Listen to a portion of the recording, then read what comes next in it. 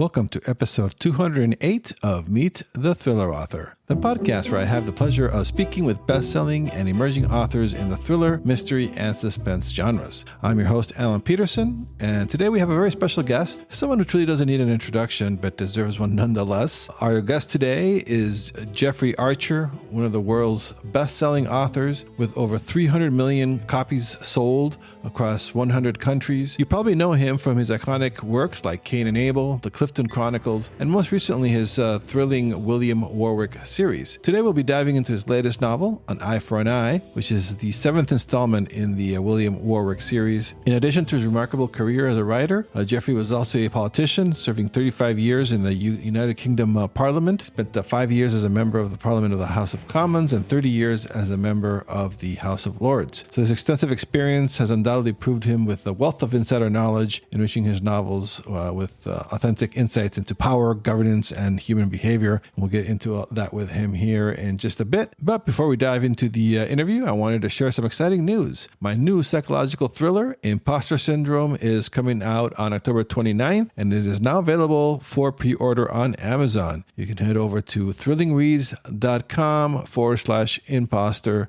to pre-order a copy. Your support means the world to me, so I truly do appreciate it. So without further ado, here is my interview with Jeffrey Archer. Jeffrey, thank you for joining us. I'm delighted, Alan. Such a great honor to talk to you. And so, Eye for an Eye, 7th book in the William Warwick series. I just have to ask, what initially inspired you to create this character of William Warwick, who's a detective with Scotland Yard's Arts and Antiquities Squad, and how has he evolved in the series so far? Well, it arose when I wrote a series called The Clifton Chronicles that went to number 1 on the New York Times and number 1 on the Los Angeles Times. And in that particular story, my hero, Harry, was an author, and his eponymous hero was William Warwick. And people kept writing saying, give us a William Warwick series. So I decided to have a young man start in the Metropolitan Police as a constable and go all the way through to the rank of Commissioner of the Metropolitan Police, which I knew would take 8 books, because he would go from constable to sergeant to inspector to chief inspector to superintendent, chief superintendent, commander, and if he makes it, commissioner. In the final book, I also decided to have 8 different subjects. So I started, as you mentioned, Alan, with Art and Antique Squad. I then moved on to the Murder Squad. I then moved on to Protocol. I then moved on to Drugs, so that every book, William is at a new rank and a new subject. In the latest, he's in international negotiations in An Eye for an Eye, and he's trying to get someone out of jail in a foreign country who is meant to be negotiating a £3 billion arms deal.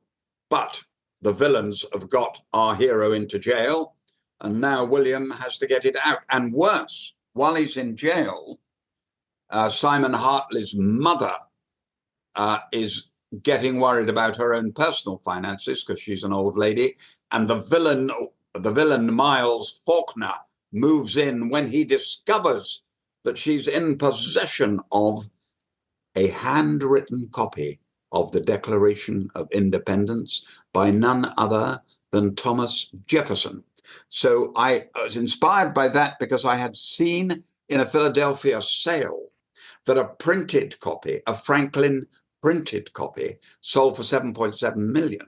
So I rang Sotheby's and said, what would a handwritten copy by Thomas Jefferson fetch? And they thought $100 million. Wow. So that was the beginning of An Eye for an Eye. So that's fascinating. So you start to get the ideas and you just pick up the phone and you call Sotheby's. And I know I read an article on People magazine, how you wanted to talk to an art forger. I believe his name was Billy Mumford. Yes. I have 2 outstanding researchers.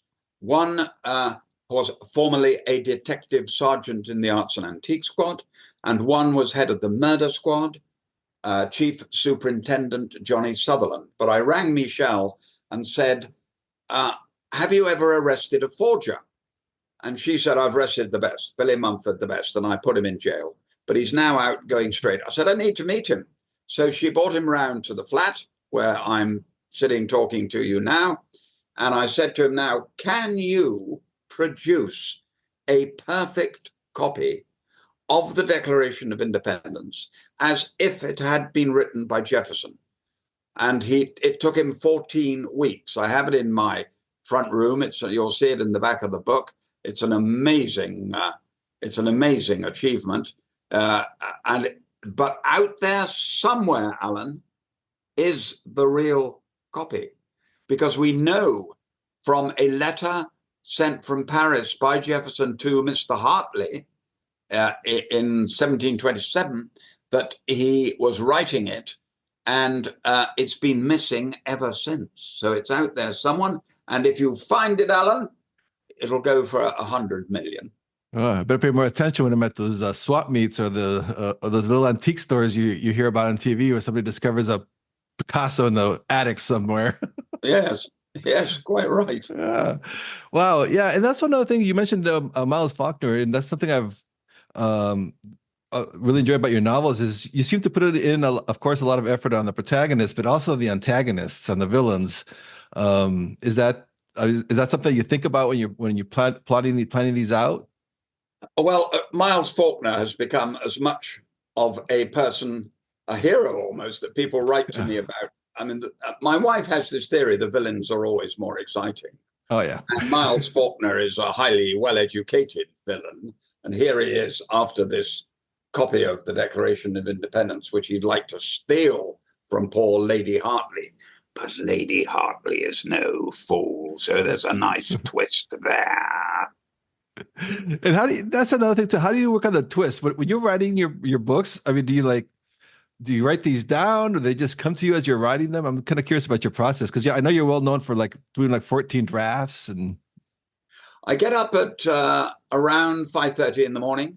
I do a first draft between 6 and 8, a second draft between 10 and 12, a third draft between 2 and 4, the final draft of the day between 6 and 8. I go to bed about 9:30, up again at 5:30 the next morning. The first draft will take me about 40 days, about 300 hours. And the book you have in front of you, the copy of An Eye for an Eye in front of you, is the 14th draft. Wow. I wish there was a shortcut, but it goes on being very hard work. But I always say to young authors, think of yourself as the prima ballerina at the Royal Ballet. Think how much work she does. And if you want to be number one on the New York Times bestsellers list, you better do the same amount of work. Yeah, you were publishing these very successful books when you were really when you were in the Parliament and the whole 9 yards. So there's no excuse to not put in the time to write for people who say they're too busy. Yeah, no, you've got to do the work. I'm afraid the hours have got to be put in. There's no shortcut. I once had a journalist come to see me and he said, why didn't my book go to number 1, Jeffrey? And I said, well, how many drafts did you do? He said, I'm a journalist. I did 1 draft and sent it in. I said, that may be the reason. Yeah. And so now you also mentioned, I know that it's interesting because I know that the 8th book coming up next year of William of this series, the final one. It's the final one. So you mentioned the final one of the William Warwicks. Okay, and so you had that plotted out from the beginning, because you said right in the beginning you had 8 different ideas. So you always intended to do 8 books and finish it? No, the 8th idea came when I realized that William Warwick was, in this book that you have in front of you, a chief superintendent. And I needed him to be a commander, and I needed him to move on to the next subject. It was then that I decided that I would move on to the Olympic Games, and in particular, the Olympic Games in 2012 in London, where William Warwick will be the commander in charge of security. So I went back, Alan, to my 2 researchers, and I said, I need to meet the head of security, who's a Commander Broadhurst. And the commander came to see me. Now, normally, when I see one of these senior officers, they give me a couple of ideas. They straighten out some of my ridiculous theories that wouldn't happen and wouldn't be allowed. He sat down and told me what really happened at the Olympic Games and how the Russians and Chinese became involved. And I'm telling you no more, because I have never been given better material in my life. The British people, and I hope the American people, remembering you have the next Olympics, are going to be shocked. Beware, Americans, you'd better read the book. Oh yeah, I have to put that on the list now. And so now I also read I was reading about your background. You actually you write your books by hand. Is that still your process? Yes, that is. I don't know. I can turn a light on. That's about my ability. As you saw when we came on, Alan, my wife very kindly linked me up to you. I would have been literally incapable of doing it myself. I handwrite every word with a felt tip pen.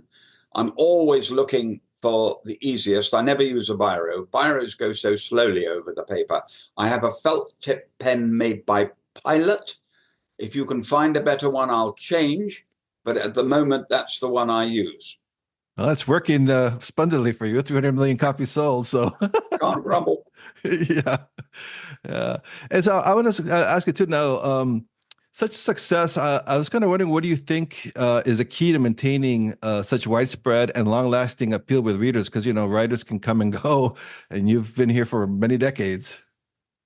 It's a very fair question, and I was actually debating it on an English television show earlier today, that John Grisham, Stephen King, John le Carré, Freddie Forsyth, and myself have lasted for 40 years. Whereas, as you point out, Alan, some authors get a couple of years, 2 or 3 books, and they literally disappear. One of the most successful authors 10 years ago, and I'm not going to mention her name, brought out a book that sold millions. Her latest book has just come in the bestsellers list at number 27. So you're quite right to span 40 years at that level. And the latest book, just to let you know, it came out on Tuesday. It's already had 600 reviews, and the public have given it 4.7. I haven't had 4.7 out of 5 since Cain and Abel. So you're quite right. Longevity is far more important than bringing off one big book. But I can't complain, because Cain and Abel changed my whole life. I mean, literally overnight, that book changed my whole life. And it's now on its 132nd reprint. Wow. Yeah, that's the classic. And then your first book was Not a Penny More, Not a Penny Less, right? That Correct. was your first novel? Okay. And Cain Correct. and Abel was the breakthrough one? But Cain and Abel was the breakthrough. The first one, Not a Penny More, Not a Penny Less, was turned down by 16 publishers. The 17th publisher published it. They printed 3,000 copies. They just about sold them. And I remembered going into, when I was in New York, going into Double Days on New York, and they had piles and piles of Robert Ludlum books to the ceiling. And I had to ask if they had a copy of Not, and they went in search of it, and they found it. So I swore when I left that shop, I swore I would outsell Ludlum if it killed me. And of course, Cain and Abel was, as you rightly point out, Alan. It's now sold 47 million copies. It's been read by 100 million people, and it's on its 132nd reprint. So it did change my life, but it hasn't stopped me wanting to go on writing. I'm 84 years old. I still absolutely love it. I love getting up at 5:30 in the morning, going to the desk and beginning Once Upon a Time and praying. Wow. And I'm kind of curious about your writing process too. Do you outline your books, or do you kind of just go as you're writing them? Some people do actually put pieces of paper on the wall showing where they're going, little tip sheets to show. I haven't got a blooming clue. When I started Cain and Abel, I wrote the words, she only stopped screaming when she died. Oh, that's a great line. It was then that he started to scream. And all I knew was it was the story of 2 men, both born on the same day, one with everything, one with nothing. They would meet only once, and it would change their whole lives. That's all I knew. 700 pages later, Cain and Abel. With the latest book, I knew that Prime Minister was going to call for Simon Hartley and ask him to take over the negotiations for the £3 billion contract. I knew he would have to go to Saudi Arabia. I knew a Lebanese agent would have to be appointed, otherwise the minister wouldn't get his cut. That is all I knew on day one. Just from those, that like a sentence or an idea, and you've sold 300 million copies. It's a little bit surreal, isn't it? Well, that is the God-given gift side. That is the piece of luck. Many authors work just as hard as I do, and I work very hard to try and make the writing of a high standard. But you can't, the telling the story, quite frankly, is a God-given gift. Yeah, I've heard you mention that before in other interviews, that, there's a lot of great writers out there, but not a lot of, storytelling is a whole different muscle. And if you can combine the two, that's when you get a Charles Dickens, you get an Alexander Dumas, it's very rare. It's very rare. You get an O. Henry. In reading your book, is you actually use their actual prime ministers. You don't make up a prime minister.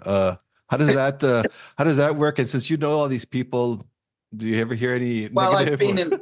I've been in politics for 50 years and had the privilege of working for Margaret Thatcher for 11 years and John Major for 7 years. So I have a feel for politics and like to get it in. I do know that a deal was done with Saudi Arabia on the $3 billion arms deal. I knew that the Prime Minister called for someone who wasn't known for dealing in arms. I knew that much. I saw the man Margaret Thatcher had chosen. Fascinating multimillionaire, now a billionaire. And he said, no one was more surprised than me, Jeffrey, when the Prime Minister called for me. But she said, you're the greatest negotiator in our country. Go and close the deal, and remember, we're up against the French. So off he went, which was fascinating, to say the least. So I sat and listened to him and what he did and the problems he faced, and I've tried to put it on paper. Yeah, that's something in reading An Eye for an Eye. There's the Thomas Jefferson, the Declaration of Independence, Saudi oil deals. There's an auction in New York. It's like a real globe-trotting thriller, but you keep it moving fast and it's always entertaining. Is that must be part of that storytelling skill that you've mentioned before? You mustn't bore the reader. Your purpose is to make them turn the page. If they don't want to turn the page, they'll either put it down or not continue. So yes, my purpose is to make you turn the page. And I love how your books end kind of like in a cliffhanger. I mean, it's a contained story, but the series arc kind of continues on. And I see some of your reviews that people can't wait for the 8th book. So that's got to be a little pressure, but fun to see those kind of comments. Well, it's fascinating you say that. I had an incident today where a friend of mine purchased the latest copy, An Eye for an Eye, and said to a friend when they were having, oh my God, he said, I've left your present in the gallery where he works. I'll send it to you. And the friend said, you won't, I want it now. So the answer to your question is yes. The loyal fans, the ones who've been there from the beginning, the ones who believe in that, they can't wait. That's the tough thing, Alan. When you're writing a new book, you know they're waiting. And that puts even more pressure on you. And I think that's a challenge I really enjoy. And the fact, as I said earlier in the show, that An Eye for an Eye has now passed 600 reviews in 3 days and is at 4.7, that is thrilling for any author. Yeah, it doesn't get old. I don't know, you have 27 books out. It's always kind of a thrill when it first comes out, a little nerve-wracking. It's still a thrill, and publication day is still a big deal. Mm-hmm. But the honestly answer your question, I then sit much more in trepidation to find out what the public think.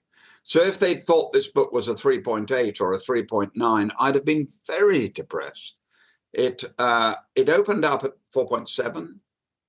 It fell after 100 reviews to 4.6. And I thought that's it. It's going to settle at 4.6. And an hour and a half ago, it went back up to 4.7. So that's what an old fogey like me worries about.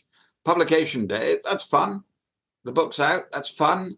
Seeing the cover, seeing the book, that's fun. But hearing what the public really think is deadly because they don't know you and they tell you the truth. I've read quotes from James Patterson saying the same thing too, that basically the readers are the bosses and you're trying to please them, not, wow them or impress them with anything, just trying to give them a good story. So I think it speaks a lot to you, to your style too, that you're very concerned about the reader, making sure that they're going to enjoy it, and Yes. you're worried about what their feedback is going to be. So that's awesome. Well, you're very aware that you mentioned earlier authors that disappear overnight having had a success. You're very aware. Why wouldn't it happen to you? I mean, I've written 41 books, including 92 short stories. Why wouldn't they say, we've had enough of you, Geoffrey? Good night. We like this new person. So an old fogey like me is always aware that they can be cast aside. Yep, absolutely, Alan. Yeah, you mentioned your short stories. You've written some diaries, prison diaries you wrote. What's the difference between writing a novel or like a short story? Do you approach it differently? Short story, you might tell me a short story. Everybody's had an incident in their life which is unique and fascinating. There's not a story in every one of us. That's drivel. And by that I mean there isn't a novel in every one of us. That's drivel. But I'll give you an example. I was in New Zealand quite recently, and an old man of 104 came up to see me. And of course, I was very respectful. And he said, I've had my letter from the Queen, my telegram, congratulating me on being 104 years ago. And I wanted to live to 104. And I said, why do you want to live to 104? And he said, well, my wife would then get a telegram and we'd be able to put the two telegrams on the wall next to each other. I said, what a wonderful. And he said, yes, but no telegram came when I was 104. So I rang up the palace and spoke to the major in charge of telegrams, and he asked for my name, and I told him. And he said, yes, you got your telegram 4 years ago, sir. He said, I know, but my wife is now 100 and she hasn't had hers. And he replied, she had hers 6 years ago, sir. Oh. Now, the answer to your question, Alan, is that is a short story. That is not a novel. It's a magic short story. And it was a privilege to write it. And it's called The Queen's Birthday Telegram. But it isn't a novel. And then, whereas Cain and Abel, two men, born on the same day, one with everything, one with nothing. They only meet once, and it changes their whole life. 700 pages. Wow, 700 pages. Yeah, and you did those all by handwritten. That's amazing. Yes, well, we're not layabouts like you, Alan. Sorry, I don't mean to focus on that. It's just so amazing. I'm very impressed with that. It'd be great for the distractions because now in this world, so many distractions when you're trying to write. All this. Well, your presidential election, because of my love of politics, and my dear friend Bill Bradley, Senator Bradley of New Jersey, we were at Oxford together, and we discuss every other Sunday. We discuss the latest position. You couldn't write it. You could not write this stuff in a novel. No one would believe it. It's absolutely. How can a man who's said that immigrants eat people's pets and then says that one state is killing children when they're born, how can he even be in the race? We in Britain don't understand that. It's beyond understanding. But I'm told by the experts he might well win on November the 5th. If I wrote that in a novel, you'd laugh at me. Well, Trump said that he could shoot somebody in Times Square and nobody would care. Yes. So I'm starting to think he's right. Yeah. I'm afraid that's a bit near the truth. Yeah. So yeah, it'll be fascinating. So that's fascinating that you're. What are the people in the UK? Do they think we're crazy over here because of what's going on? Well, to be fair, it's quite hard to understand. When I was recently giving a lecture on a ship, which I was enjoying immensely, and then an American said to me, "How would you vote, Geoffrey, if you were an American?" And I said I would have voted for Nikki Haley in the first round, but Trump beat her. But had she won, I would have voted for Nikki Haley against Biden. And had Biden withdrawn, I would have voted for Nikki Haley against Kamala Harris. And because I thought she'd make an outstanding president of the United States. And perhaps it's time you had a woman president. But your candidate, Mr. Trump, President Trump, got nearly killed with a shot. If he had been killed, Biden would never have withdrawn. If he had been killed, Nikki Haley would have been the Republican candidate. And according to the polls, she'd have beaten Biden by 8 points. So history changed in that one shot, fascinatingly so. So people like myself are glued. I watched the vice presidential debate last week, absolutely fascinated, particularly by the Democratic vice presidential candidate asking J.D. Vance, do you believe Trump won the last election? And he said, I'm concentrating on the future. I told you that's all you needed to know, because Mr. Vance is a very remarkable man. I mean, from that, I've read the Hillbilly Elegy and truly admire it. Masterpiece of writing. And he clearly is a very clever man. But I still haven't got a clue who's going to win on November the 5th. As an Englishman looking from the outside, I wouldn't be surprised if Trump won. Yeah, same thing here. Just don't know. I never thought he would win in 2016, and he did. So, yes, and Mrs. Clinton beat him by 3 million. Yeah, Joe Biden beat him, and he claimed by 7 million, and he claimed he'd won. So we are. The answer to your question, Alan, is we are puzzled in England. Yes. Yeah, and as a politician, former politician yourself. The theatrics of Trump getting shot and waving his fist in the air, I mean, that he played that very well. He played it brilliantly and courageously. I sat there watching it in admiration. Whatever you feel about the man, stand up there like that in front of a crowd when he could have been shot again was absolutely remarkable. It doesn't seem to have moved the dial. I read this morning's papers that Kamala Harris has gone into a 3.5% lead, and in 5 of the crucial 7 states, she's leading, and Trump is leading in 2 of them.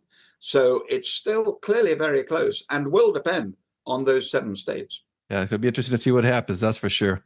So before I let you go, I just want to ask you. So you're working on the 8th book of the William Morris. The 8th final book.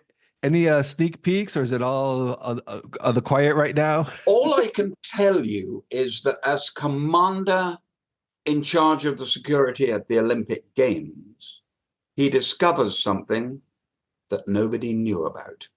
If it had happened, the Olympic Games would have been cancelled. That is a fact. You say, how do you blend fact and fiction, Jeffrey?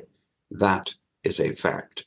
And when you read the book, you might not be able to work out, because he told me 11 things. 7 were true, and 4 I've made up. And you will have to decide which is the truth and what have I made up. Well, looking forward to that, especially with, like you said, it's coming to the United States, next one. So yeah. Yes, you're coming. We're coming. I went to the last games in Los Angeles, which I enjoyed immensely, and absolutely brilliantly run games. One of the best I've ever been to. And I'm looking forward to it coming back to Los Angeles, because if one thing the Americans can do well in Hollywood and California, they'll do it. It'll be spectacular. But they'd better read my book and see what the Russians and Chinese were up to, because they hate the Americans as much as they hate the British. Oh, yeah. I'm sure nothing would make them more happy than mess up our Olympics over here. Yes. Yes, I agree. I agree. All right. Well, Jeffrey, well, thank you so much. And for listeners that want to find more about your work, jeffreyarcher.com is probably the best place to go find more about you.